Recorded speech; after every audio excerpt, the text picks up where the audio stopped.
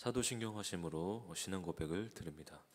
전능하사 천지를 만드신 하나님 아버지를 내가 믿사오며 그 외아들 우리 주 예수 그리스도를 믿사오니 이는 성령으로 잉태하사 동정녀 마리아에게 나시고 본디오 빌라도에게 고난을 받으사 십자가에 못 박혀 죽으시고 장사한 지 사흘 만에 죽은 자 가운데서 다시 살아나시며 하늘에 오르사 전능하신 하나님 우편에 앉아 계시다가 저리로서 산자와 죽은 자를 심판하러 오시리라. 성령을 믿사오며 거룩한 공회와 성도가 서로 교통하는 것과 죄를 사하여 주시는 것과 몸이 다시 사는 것과 영원히 사는 것을 믿사옵나이다. 아멘. 찬송가 315장입니다.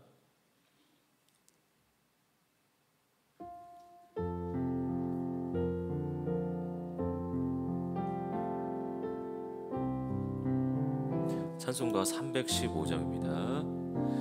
내 주 되신 주를 참 사랑하고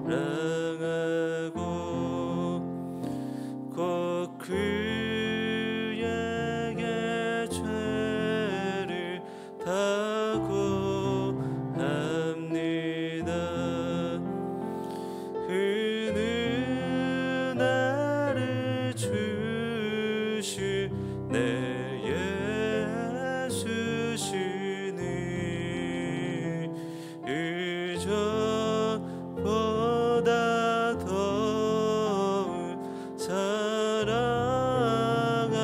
사랑합니다. 주 날 사랑하사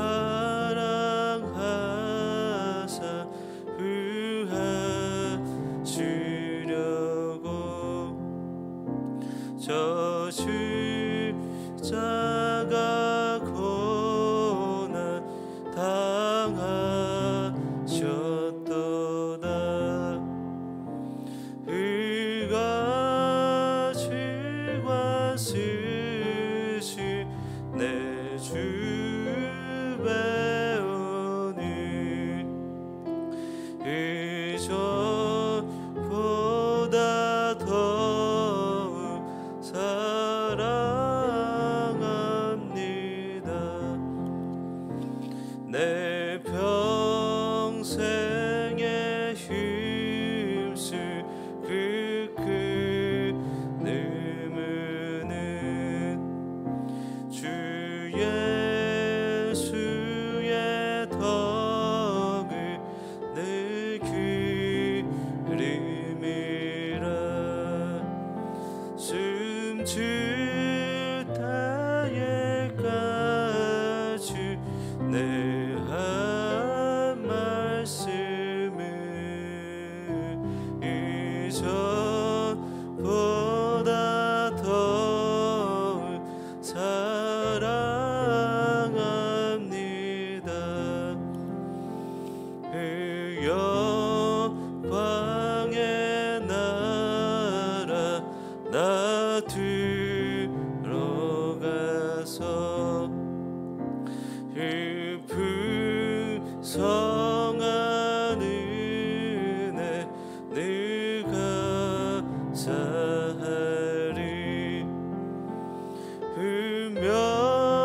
흠면류관 쓰고 나 찬송할 만 이전보다 더욱 사랑합니다. 아멘. 오늘 주실 하나님의 말씀은 마가복음 8장 1절에서 13절의 말씀입니다.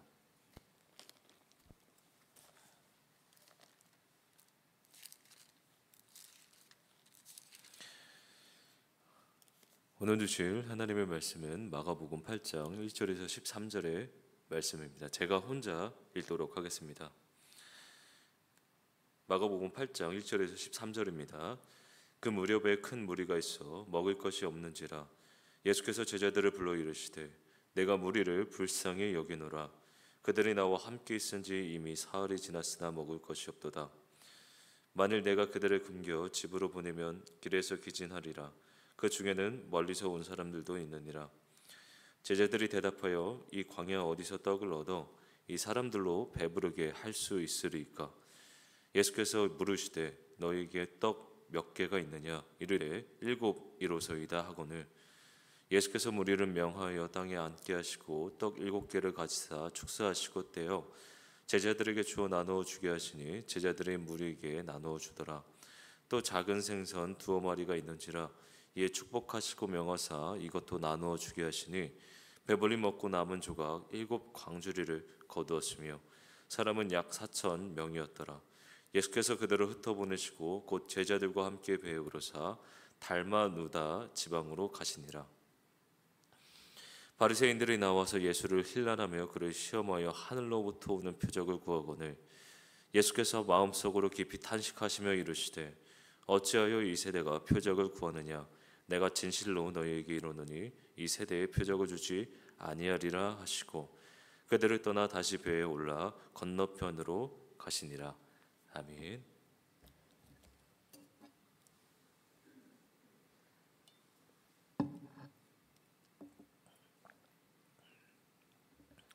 오늘 본문은 칠병 이사무의 사건을 기적 사건을 다룹니다. 칠병 이사모는 오병이어와 유사한 방식으로 진행되게 되는데요. 이 오병이어 사건은 날이 저물어가자 제자들이 나서서 사람들로 하여금 주변에 음식점에 가서 사 먹도록 주님께 제안함으로 시작이 됩니다.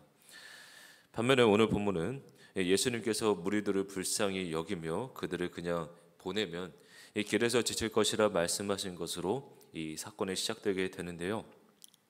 이 오병이어 때는 200데나리온이 없어서 당황했다면 칠병 이사미어 때는 그 어디에서도 그 많은 떡을 구할 수 없다라는 식으로 이 부정적으로 말합니다. 4절입니다. 제자들이 대답하되 이 광야 어디서 떡을 얻어 이 사람들로 배부르게 할 수 있으리까? 오병이어 때도 제자들의 반응이 부정적이었습니다. 근데 그 일을 경험하고서도 또다시 부정적으로 대답하는 것은 예수님의 입장에서 당황스러운 일이었습니다.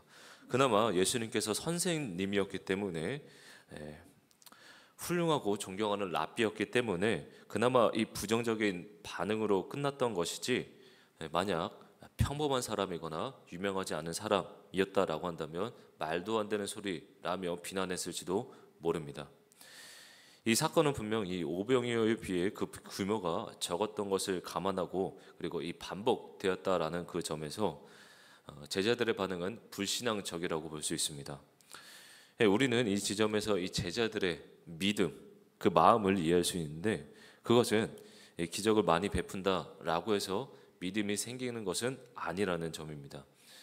만약 기적을 보고 믿음이 생긴다라고 한다면 예수님을 팔아버린 유다는 믿음이 왜 없었던 것일까요? 기적을 보고 믿음이 생긴다라고 한다면 유다는 그렇게 믿음이 많이 생겼어야 됐었는데 그렇지 못하였습니다. 예수님 3년 공생의 사역 기간 동안 수십만 명이 그 이상이 예수님의 기적을 보고도 믿음이 생겼어야 했음에도 불구하고 수많은 사람들은 예수님을 믿지 않았던 것입니다. 그러므로 기적은 믿음으로부터 나옵니다. 기적은 믿음과 신앙을 만들어내는 것이 아니라 기적은 믿음으로부터 나온다라는 것이 보여집니다. 이 칠병 이사모 사건과 더불어 등장하는 오늘 본문의 인물들이 있습니다. 바로 바리새인인데요. 이 바리새인들은 갑자기 등장하여 예수님을 힐난하며 말합니다. 11절입니다. 바리새인들이 나와서 예수를 힐난하며 그를 시험하여 하늘로부터 오는 표적을 구하거늘. 오늘 본문의 바리새인들은 예수님께 표적을 구합니다. 그리고 그들은 예수님을 힐난하며 예수님을 시험하는데요. 그들의 이 요청은 사실 조롱에 좀 가까운 것 같습니다. 나사렛 출신 예수님이라고 말하면서 그런 나사렛 출신 랍비가 시골 출신의 별것도 없는 사람이기 때문에 대단한 표적이 있겠는가라는 식으로 의심하고 부정하더라는 것이죠. 지금 우리가 이 본문에서 우리가 주목할 부분은 이 바리새인들이 칠병이사머를 행하신 다음에 찾아왔다는 점에서 주목할 필요가 있습니다. 그들이요, 이 기적의 현장에 없었다면 들은 소문을 믿지 못해 찾아왔을 것입니다. 나사렛 출신의 그런 랍비가 그럴 리 없다라는 불신감으로 재차 확인하려고 예수님께 왔다라는 것이죠. 지금 바리새인들의 태도는요, 매우 거만한 태도로 예수님에게 요청하기, 우리 앞에서 한번 표적을 보여봐라 라고, 그 표적을 증명하라 라고 말하고 있는 것 같습니다. 분명 기적은 2번씩이나 있었음에도 불구하고 그들은 믿지 않았다라는 것이죠. 그래서 또다시 그런 기적을 보이지 않겠다라고 예수님께서 말씀하십니다. 표적은 무엇인가를, 능력을 증명하는 것이 아니기 때문입니다. 그런 이들에게 보이는 표적이 아닙니다. 바리새인들은 능력을 증명하는 것을 보고 싶어 했지만 예수님께서 거절하십니다. 12절입니다.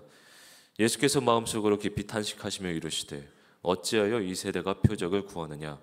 내가 진실로 너희에게 이르노니 이 세대의 표적을 주지 아니하리라 하시고, 바리새인들은 예수님의 이러한 표적을 보고 참된 선지자임을, 하나님의 아들이심을 인정하기를 싫어했습니다.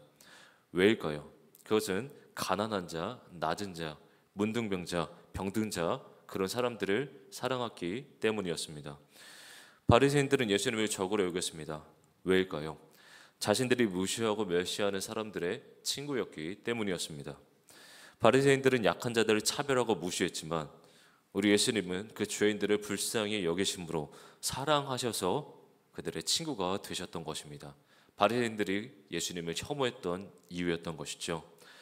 바리새인들이 보기에도 우리가 보기에도 예수님은 흠모할 만한 것이 없었던 사람이었을지 모르겠습니다. 왕처럼 풍채도 없었고 메시아처럼 미염도 없었고 그런 평범한 랍비처럼 보였었기 때문에 바리새인들은 예수님을 그렇게 달갑게 여기지 않았던 것 같습니다. 그러나 그런 사람처럼 보였을지는 모르겠지만 그는 진실로 우리의 왕이셨습니다. 세상 사람들이 보기에 우리 예수님, 그 예수님은 표적을 행할 수 없었던 사람처럼 보였지만 그들은 진짜 기적이 이 땅 가운데 일어났다라는 것을 볼 수 없었던 것 같습니다.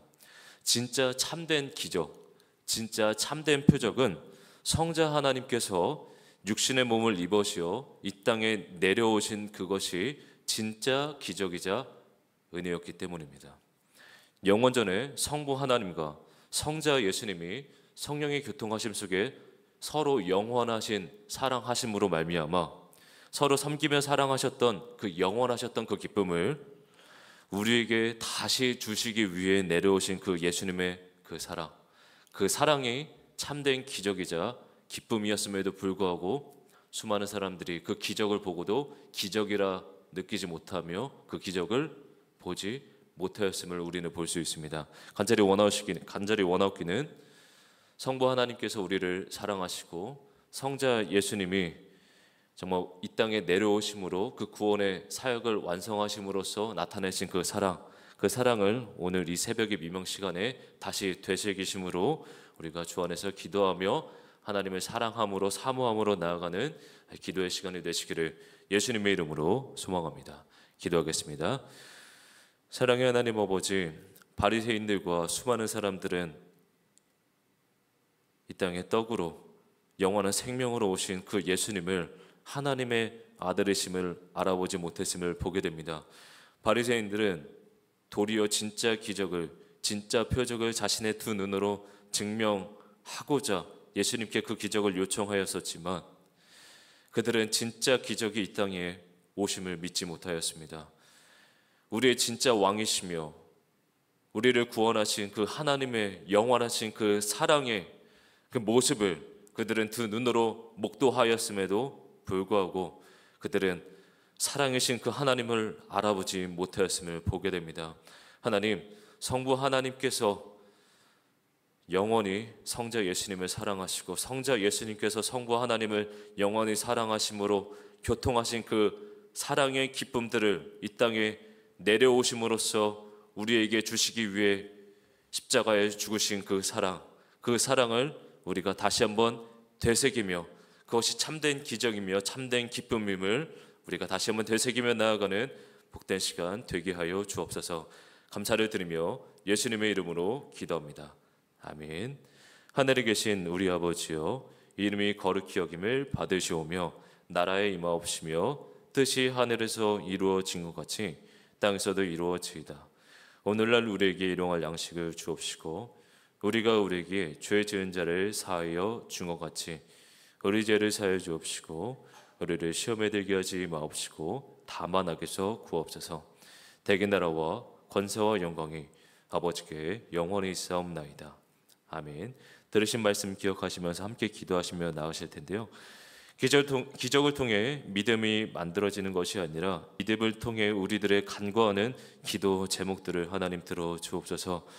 기적을 바라기 전에 성자 예수님께서 이 땅에 내려오셔서 사람의 몸을 입으신 그 사건이 기적이자 은혜임을 보게 하소서. 오늘 금요 저녁 예배에 말씀을 전하실 우리 담임 목사님 성령 충만함으로 주 안에서 담대히 말씀 증거하게 하시고, 더불어서 어린이 금요 기도회가 성령 충만한 가운데 정말 은혜 가운데 잘 진행할 수 있도록 인도해 달라고 금요 기도회와 그리고 어린이 금요 기도회를 위하여 다 같이 주님 안에서 기도하시며 나아가시겠습니다. 기도하시겠습니다. 사랑의 하나님 아버지, 우리가 주 안에서 기적을 통해 믿음이 만들어지는 것이 아니라 믿음을 통해 기도의 간구하는 그 기도의 제목들을 하나님 역사하시고 이 새벽 미명 가운데 하나님께 부르짖고 외치는 간절한 그 소망들 주 안에서 이루어